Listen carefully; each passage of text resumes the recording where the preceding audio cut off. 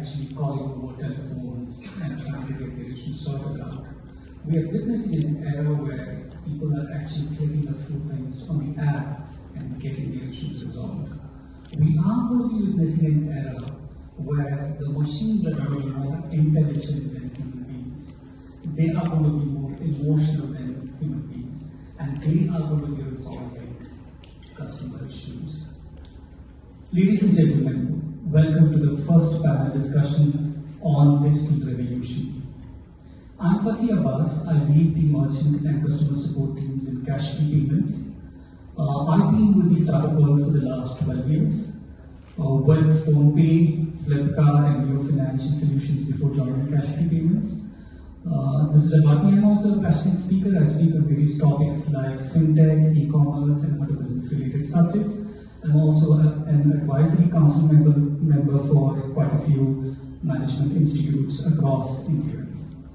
That's about me. Let's move on to the other panel members over here. I would like each one of them to introduce themselves, please. Thank you. Let's start with Ram, please. Hi, my name is Ramanathan. I'm the CEO and co-founder of Hyperface, and prior to this, I was the founder and CTO at JustPay.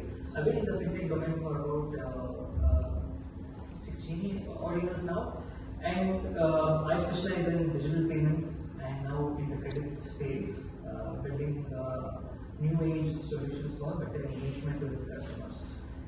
We help launch co-branded credit cards, digitally enabled co-branded credit cards for brands and obviously helping from the side of banks. That's what it is. Thank you, Ram. Let's move on. So, my name is Mr. Bora. I have technology for sales, for selling soaps and detergent in HUL. So, I've been with HUL for 15 plus years now, purely an FMCG guy in tech.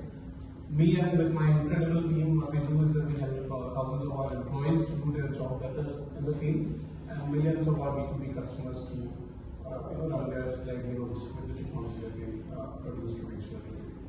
Thank you. Hi, I'm I'm an accidental banker. I started my journey with Infosys in HR, and then went on to kind of head internal communications there. Then realized my love for AI, and moved on to digital marketing and growth with an AI fintech startup, which did AI insights for the stock market for the last 5 years. And here I am now doing customer obsession at Access Bank. Thank you. Thank you very much. Good morning, everyone. My name is Gurpreet Jory. I am with Azure, which is part of Reliance Retail, the real fashion lifestyle e-commerce platform. So, been in the organization for the last almost 6 years now, and I've seen the organization from a linear growth to an exponential growth phase. I drive customer experience, service delivery, operations across various touchpoints, across the channels within the organization.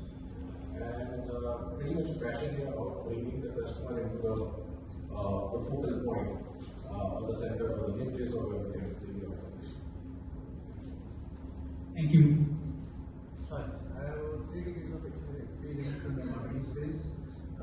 At Ujjivan, we currently serve the unserved and the underserved, where physical is a way of life for us, because we want our customers to embrace digital in a safe and secure way. My prior experience starting with ICICI Bank, DHL, Tata Communications, across both retail, telecom, and logistics. I believe that going forward, data, as all of us know, will play a key role. So my passion is to see how we roll data into various formats and give a seamless customer experience. And joining on this brand is just where the customers to speak and you will tell them to open an FD or check your balance or your transactions. So the fact is, but we have to do this physically. That means in the branch we have GSS people who would come and sit with the customers, explain them how to go on the app, how to run the app, everything. So the digital interface continues, but the physical touch is important to ensure that the safety and the trust is maintained with the customers.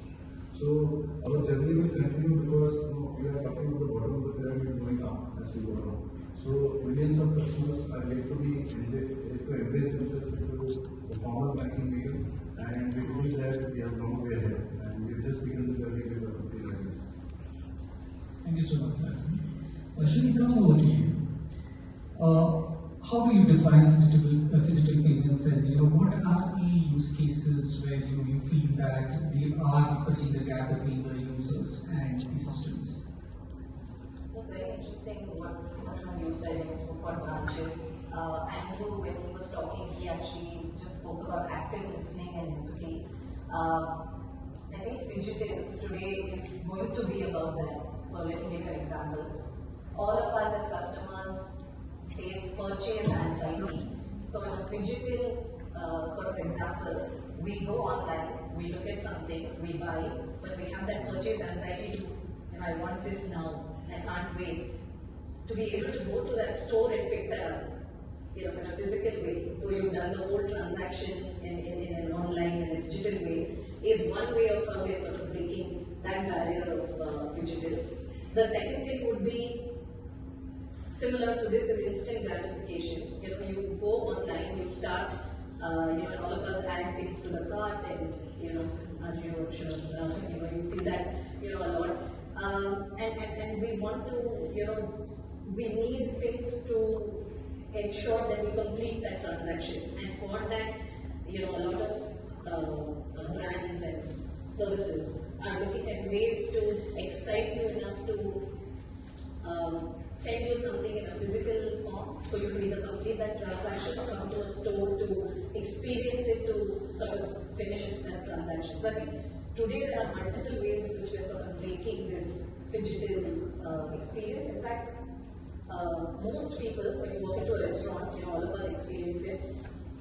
You go there and somebody's like, scan that code and read the menu. And you go with all sometimes older people, people who just, I just want that experience of actually holding that menu. So people need to think about having it in both ways. So all of us are experiencing this in our day-to-day sort of lives. So I think that's how we need to think about breaking the barriers. So I think it is safe to say that a good combination of both physical and digital as well as would constitute to a digital kind of. Absolutely. Yeah. Need to think about it. Okay. Have started believing that customer experience is not just a service you're providing to the customer.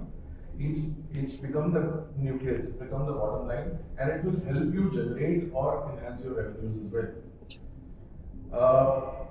But to ask if companies are, or what percentage of companies are actually doing that, against the 75%, 80% who believe that, there's only a handful of 15-20% who are actually into that space where they are keeping the customer at a nucleus of everything, right? And drawing, so in my opinion, customer experience or a superior customer experience or a customer centricity as a concept is basically a very carefully crafted, symphony by design, which integrates all your processes, your methodologies, your systems, your emotional quotient of employees, right?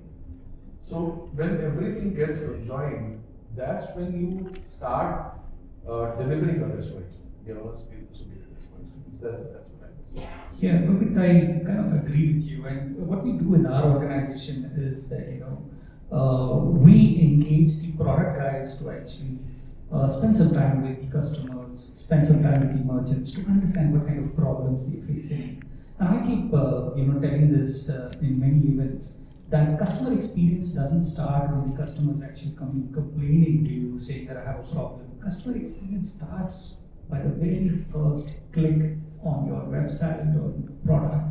And it's very important to be customer-centric that way. What are your thoughts, Bora? Actually, I fully agree with when he said that a lot of the companies are trying to do it but not doing it. But it's the right time to invest in this area because I feel that customer experience is the key to success of any organization.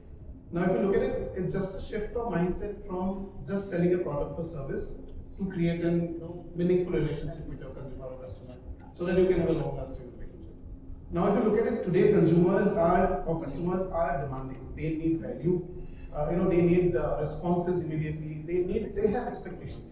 Now, from a technology side, we have a lot of data. We have data coming in from different point of sale, user behavior, etc. How are you using the data to create some proactive measurements to address the customer needs before even they come to us? And then if I look at myself, so I will have a preferred brand, for example. I have a preferred local store. I have a preferred restaurant. But at the end of the day, if I look at it, it's just the way they make me feel when I buy something or when I go for an issue. So therefore, I think this is the right time for every organization. We are doing it, investing in this area from HUL, but it's the right time to do it. That we should invest in customer experience to bring the customers to this. Yeah, I'll take just 1 minute to add, concept. When you talk about customer centricity, I think there is one part which is the concept part, the emotional part of it. The other part which kind of helps you is also to drive it in real sense, sometimes physically as well. So I'll give you a classic use case which we started following, not at an org level till now, but at a team level we've been doing it.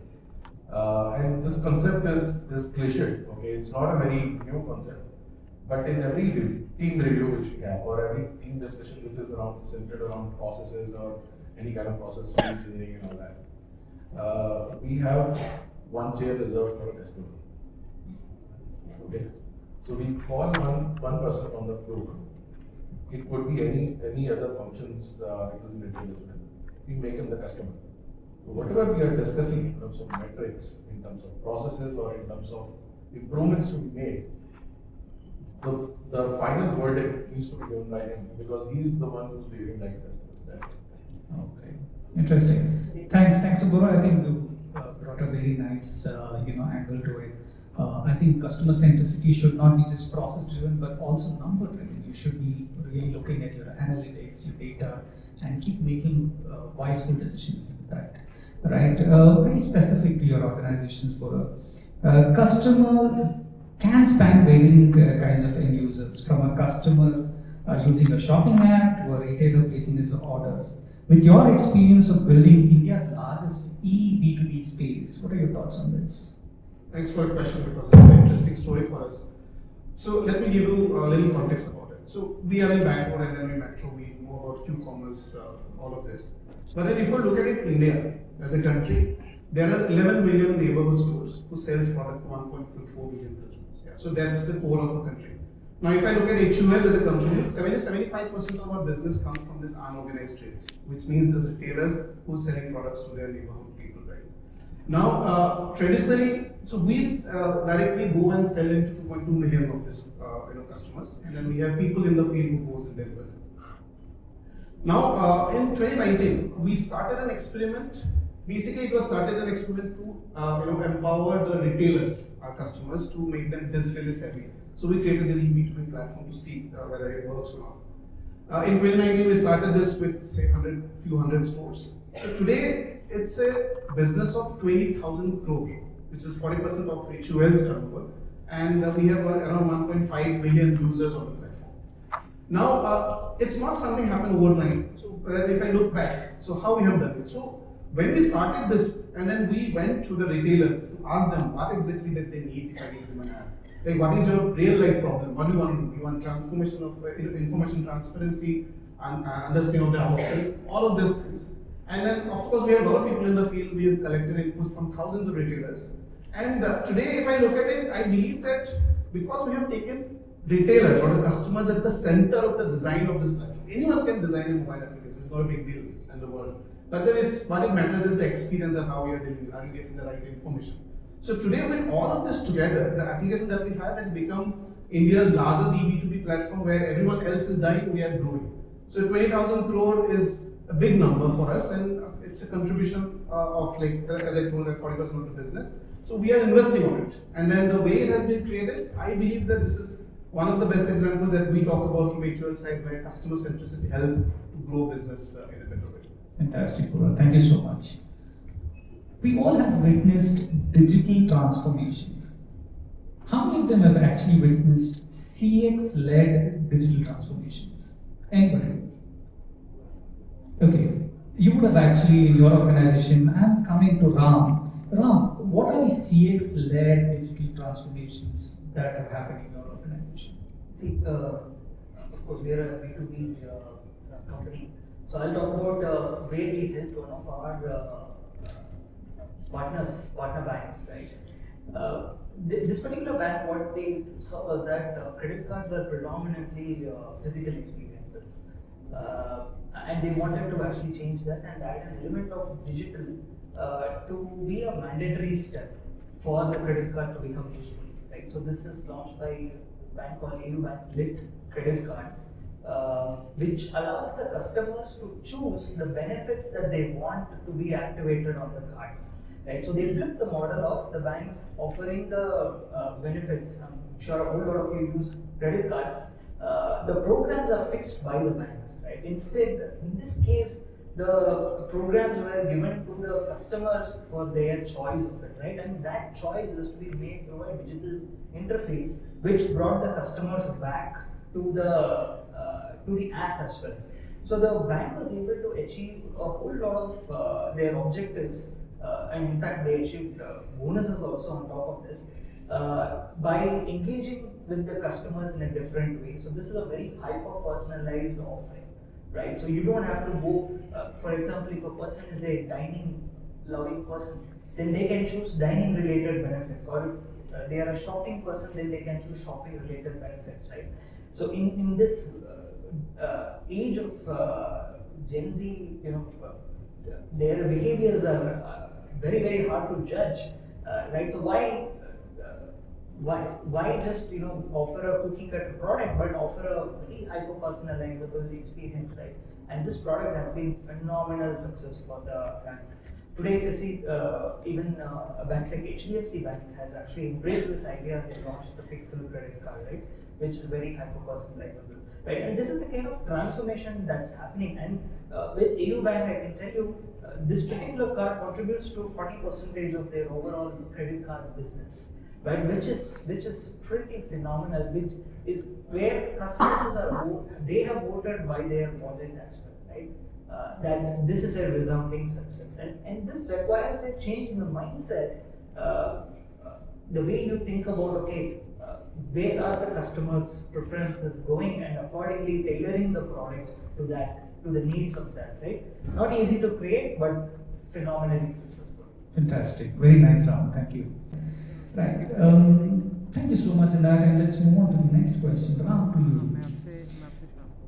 What is the role of emerging technologies like the metaverse, robotics, and marketing automation in enhancing customer experience?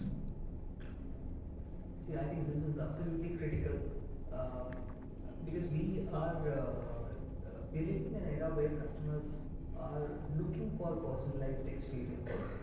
I think what's also happening is that there are a lot of places where experiences are being personalized for them today. For instance, if you go to Instagram, the experience that you see is very personalized to you, right?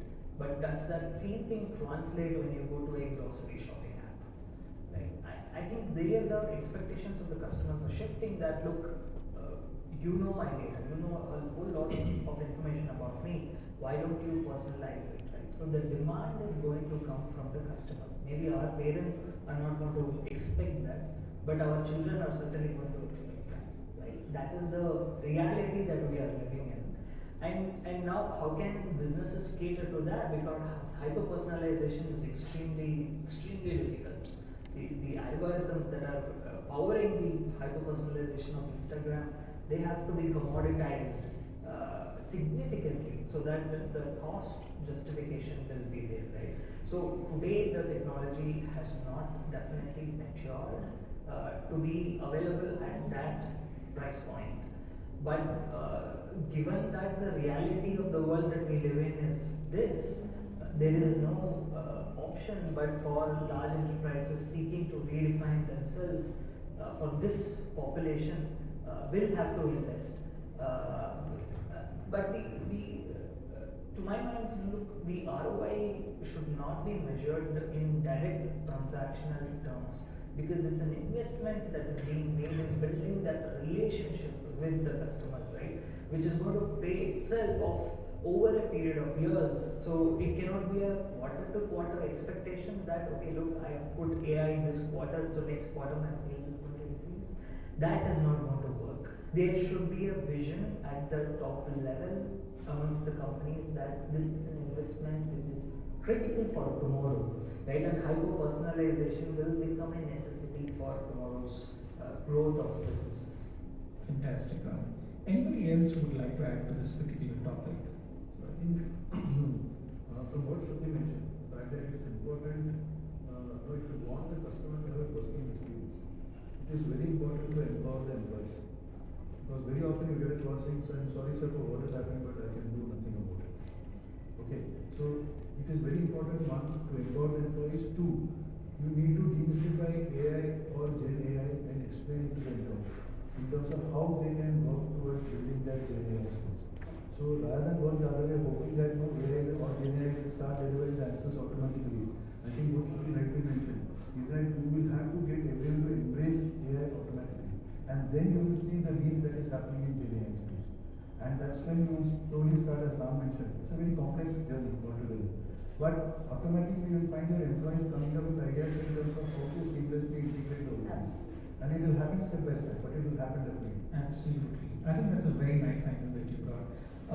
We're talking about hyper personalization, me walking with my family to a restaurant on a weekend and having some food. The next week, I again visit another restaurant. And believe me, the third week, there's already a suggestion on my mobile, hey, these restaurants are offering some discounts. And then, would you like to actually visit this? And this is the rating that customers have given visiting these restaurants. People really know what I'm doing. And As long as you get it right, it's okay. The problem is when that's not what you want and they've not looked at data in the right way. Absolutely. And they are giving you a completely, Yes. it's not even you should try this out, right? This is not you. You don't even want to go to them. That's right. Yes. So I think how we look at data, what are we doing That with precision data? becomes very, very Yeah. important. Very nice. What at Shikhar you manage millions of retailers. I'm sure you must be using digital solutions. Do you also bring in some kind of a human interaction there, some kind of a personalization there? So definitely yes. Like many of us already spoke about it, the importance of the human interaction. Now, if you look at it, the business that we do as an HUL, as I told that it's like those consumers who are there, and then the retailers, millions of retailers who are not like us. So they are digitally savvy. We have made them digitally aware. But then, at the end of the day, it is not just somebody who's selling for us or buying from us. These are relationships that we have built in for many, many years. Now, if you go to market, we keep visiting markets. If you go there, you'll find retailers who are second generation, third generation, fourth generation of their, where they are associated with us. So, if you ask me that do you need human to go there, the answer is yes, because end of the day, this relationship matters, and then HUL as an organization, as the majority of the business comes from here, the base of the company is the relationship that we have with all these retailers and customers across the country. While we work on an eB2B solution like Shikhar to help retailers to grow, empower them with digital, make them ready for the fight that they have to do with the modern trade customers. But both of them will continue, and we are not going to stop sending people to the retailers on a daily basis to keep the relationship going. Very nice, yeah. Thanks, Pura. Some success stories. Shruti, I'm coming to you. How have technologies helped you or your organization, in delivering a better experience for your users? So, we are using tech, massively. Again, I'm going to give you one customer example and one internal example. So we built this, sort of CRM app. I call it a customer relationship management app because all our sales force out in the markets, which is from your relationship managers, and a whole lot of you would have relationship managers, a lot of banks. We've actually gone and customized how many customers per relationship manager, for example, that somebody needs to handle. Now this app, every morning to that RM, looks at all of the data, crunches all of the transactions, and looks at propensity to what this customer could possibly be doing in that day, in that week, and it gives micro nudges to our sales force and RMs on what conversation they should be having with the customer. Now, are we getting it completely right, like I was telling you? No, AI is sort of learning, and so technology is coming in a massive way. But here is where we're doing the fidgeting. You're getting all of that to have the right conversation, but you have to pick up the phone or meet the customer to build that relationship. Like, he was just talking about. So one is that. Two is on an onboarding, all of us talk about onboarding new customers on various kind of customer journeys. Now, while all of that can be digital, finally you want one call to you, welcoming you to that experience that you actually bought or done, or to be able to say that if there's anything you have a problem with, this is the number to kind of reach. I think we can't ever go away from some of these things. Senior citizens, for example. We're trying to push them today, a large part of it to digital. But if you don't equip them on or train them on frauds that are happening, train them on how to identify if you get this type of, so we're doing things like that from an education perspective for different customer cohorts to sort of get them the right digital experience, but at the same time educate them on how to kind of go along with what's happening in the world. So I think this is sort of some of the things that we're very nice. I think you've touched on a very nice point. How many of them have known of what an LLM is? I'm sure a lot of us have done. Can somebody just give me an example of an LLM? Not you, gentlemen, you've already given an answer. I really appreciate that. Anybody else? ChatGPT? How many of them have heard of it? Most of us, right? Because that's an LLM and that's easy available for the global market. What organizations like Cashfree Payments have done, and a lot of organizations are doing, is are building, GenAI capabilities in-house, which is like a machine which is capable enough to pick that question, pick that particular transactional question from the customer, go back and find an answer from the systems, whether the transaction is successful, it is in the processing state, or it is failed. Come back to the answer, but then now go to the LLM, which is like a ChatGPT, pick a beautiful answer, or you've got the answer now, you're putting it onto the LLM, that is onto the ChatGPT, and beautifying your answer. The ChatGPT would be able to identify, understand what kind of a customer he is. Is he a millennial? Is he a Gen Z guy? And should be able to give an answer which is more purified. And that's a combination that we've already started doing, and we're witnessing a beautiful experience with this combination. And getting it right is really important. Like Shruti said, right? It's very important. If you don't get it right, and if you if you give something which is incorrect, and if you speak something which is really bad, then that is hallucination. And that's really bad for the user's experience. Coming to, Ram, again the question, in your organization, what are the technologies that have really helped better the customer experience? See, we build technology. So one of the features that we built for our client of ours is the problem was this, right? Customers generally keep more than one credit card, and then they keep switching between the credit cards. So bank's interest was that, okay, look, how do I make sure that my customers are spending more using my credit cards, right? So what did they do? They ran a hyper-personalized campaign to nudging the customers that, look, hey, last month you spent 10,000 rupees. This month, why don't you spend 12,000 rupees and I'll give you an incentive, right? And this was run for a very large number of customers, and the whole thing has to be tracked at a single customer level, and the rewards have to be automatically processed. So we built this whole system to automatically track all of these and then process all of these. The computation power that is required for this is quite high, right? And it has to scale to not only a million customers, perhaps it has to scale to tens of millions of customers when you project the problem into larger scale.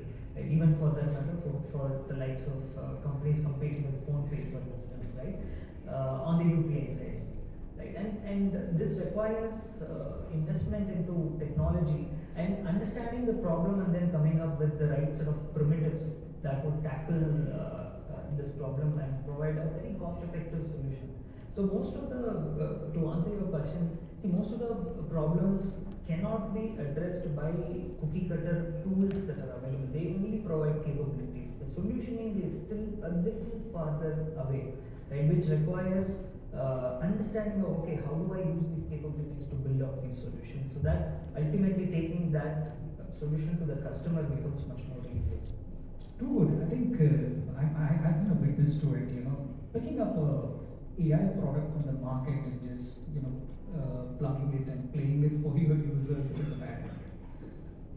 The journey mapping of how this AI product should function for your customers is something that is a decision that your organization or you as a manager should take. You should have the right kind of designing of the processes. What kind of answers should go? What kind of solutioning should happen at what stage? And all of this should be actually really mapped while the product is actually bought from the market. So if I may add here, so it's an interesting topic that you're talking, right? So I'm a technologist, and then if I look at companies, there's a tendency of technologists to bring in trending technologies just like that. Like, I want to do Gen AI, I want to do blockchain, without understanding why exactly is required. Like rightly you said, so we need to understand what is the problem that you want to solve. You may not need Gen AI and put a lot of money there.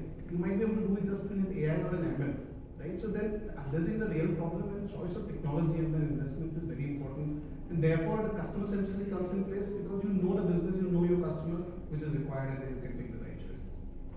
You would have ended up paying a few $1 billion a year, and then you actually go and sit with the developer and ask him, sir, मैंने इसको कितना use किया? So the answer will come, it's about 12%, sir, 10% of what the solution was. Right? So understanding it and appropriately using it, right? From the purchasing point itself, you need to be wise of what you really want and what kind of problem do you want to solve from this solution. That's really important. Anybody else on this topic of technology or digital revolution? Anything else that you want to add, or should we just go to the audience directly? Just this one point, right? I think there's no great deal of doubt I have that any use or deployment of new age technologies, be it AI based, AI based, or even a workflow based in our use case scenario, would bring in efficiencies. It brings in effectiveness as well. But again, as I said earlier, that there is a very strong need to understand it very deeply. What your customers' aspirations and what your customer profiling is. Like in our case, which are my top cities where people are buying from. If I see my top cities are coming in the tier 2, tier 3 kind of a bracket, and then there could be different data sets that a particular catalog product or a particular selling price products are bought more in tier 2 or tier 3 cities. If I just start concentrating on serving them only digitally through AI generated or through tools and don't create a healthy balance, I'll fall flat. And that is what has happened. Absolutely. I think you need to be wise about what kind of channels you expose to the various kind of customers that are coming to you. Thank you so much.